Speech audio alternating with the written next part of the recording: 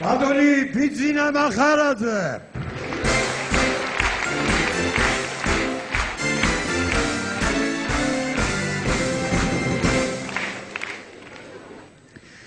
საკავშიროებისა ძვირფასო მეგობრებო, ალბათ დამეთანხმებით იმ ამბავში, რომ სამწუხაროდ დღეს საქართველოში ისეთი დრო დაგვიდგა, რომ მხიარული დღეები წარსულში უნდა ვეძებოთ. სწორედ ამიტომ მე მინდა შემოგთავაზოთ ჩემი შეხვედრა GPI-ის თეატრში, GPI-ის სტუდენტებთან რამოდენიმე წლის წინ. რა თქმა უნდა, იყო შეკითხვები ჩემი მისამართი. ბატონი, როგორ სტუდენტობა გქონდა? ბატონი, პირველი პარტი გახსოვთ? ბატონი, როგორ დელეგიჭირდა? ბატონი, მოიცა.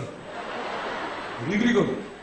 ბატონი, პირველი პარტიები გახსოვთ? მახსოვს, როგორ არა, ეს იყო პაროდია პოეტ იოსებ ნონეშვილზე თითქოს და პოეტ იოსებ ნონეშვილი შეხვდა თქვენსავით GPI-ის სტუდენტებს. აი ეს პაროდია ძირფასო სტუდენტებო.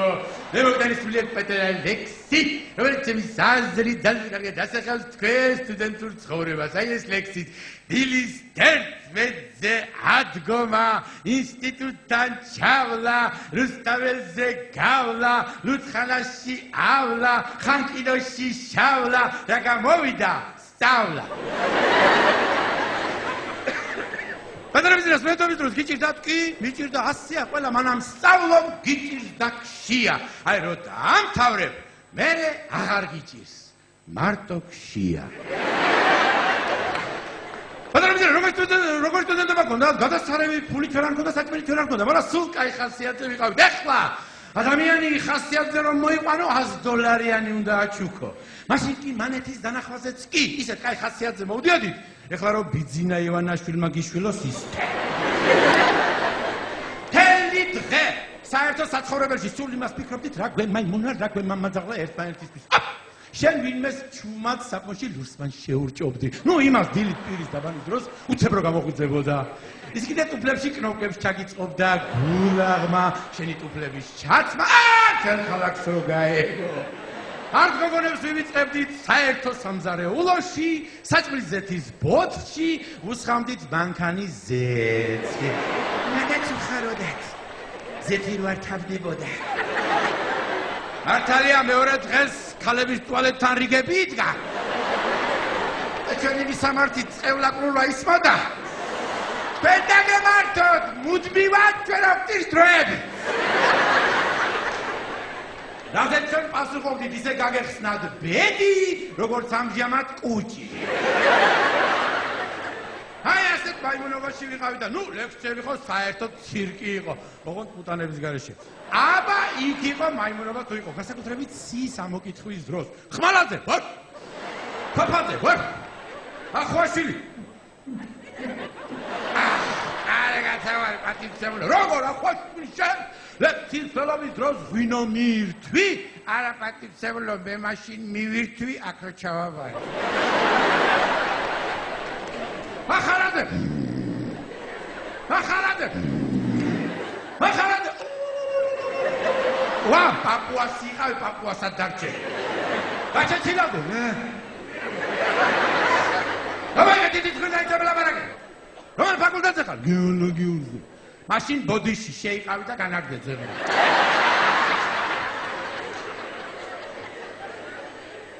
ყვავაძე! თიკანაძე! გელაძე! ვერ გავიდო, GPI-ა თუ ზოვეთი და. შესვიდო იგრიჭები, რა გვარი ხარ ბიჭო შენ? აპანაძე! საიდან ხარ? საჩხერიდან. ბატულაბარაკო მასე არ ვიცი. მე ვით პატცებულო, მაგი GPI-ს ჩაბარებოდნენ მაროშს ყიდდა.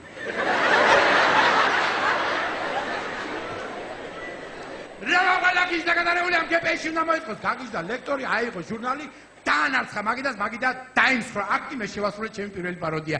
ამტრევარა. შიშოվել ზაღლო შენა. ყველა დაწვა მე კიდე ავდექი.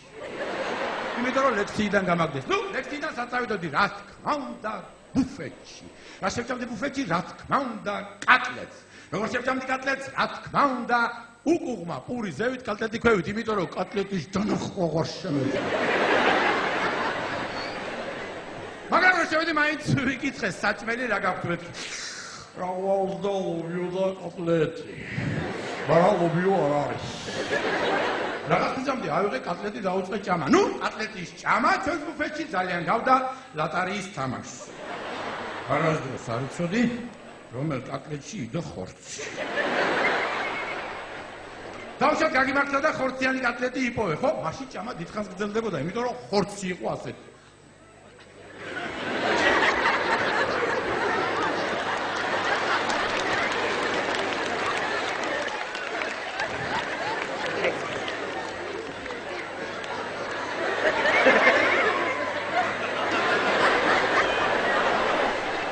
ამ ბანდოებას დიდხანს ასრულებდა რომ ყბები მეღლება. მეთქო და შეკითხები სტუდენტებთან, ისიც მეთქი რა განსხვავებაა პირველ ყოფილ ადამიანსა და სტუდენტს შორის. პირველ ყოფილ ადამიანს კუდი მუდმივად აქვს, სტუდენტს კი მარტო გამოცდების შემდეგ. ხო და ვისაც რჩებოდა კუდები, მერე იმათ გვაგზავნიდნენ შორეულ რუსეთში, ხამირზე სამუშაოდ. ამას ერქვა მესამე შრომითი სემესტრი. მუშაობდით დღე და ღამე. დღისით მუშაობდით მშენებლობაზე, ღამით მუშაობდით რუსის ქალებთან. კარგი იყო მაშინ რუსის ქალებთან, დაიძინებდი სვეტასთან, გაიღვიძებდი ოლიასთან, მერე კურნალობდი. ოლიასთან. რა თქმა უნდა იყო კურიოზებიც, მაგას მიყავდა კახელი მოვიდა მეუბნა, ბიზინჯო, იგე ჩოკინა შავაბირო. ჩოკინა რუსეთში არამჯერ, არა იგეჯერა, არამჯერ, აგეთ ვარ აგერა, წავიდა მოიყვანა ვიღაც რუსის ქალი, რომელსაც პასპორტში ეწერა სვეტლანა ალექსანდროვნა ჩოკინა. ხალხო რუსული შენარჩ ქალი როგორ შეეძლო? შეხო იციო რა, არა და მე მართლა ვიცოდი და სწორედ ამიტომ რუსის ქალებთან ერთად კეიფის დროს თარგმნიდი ქართულ სიმღერებს რუსულად. ჟუჟუნაცვი მამოვიდა. Маленький дождик пришел. Дидминдори данама. Большой поле намокло. Винченце цудира веткас. Кто про нас плохой скажет? Хулигау позданама. Ему кинжал в сердце.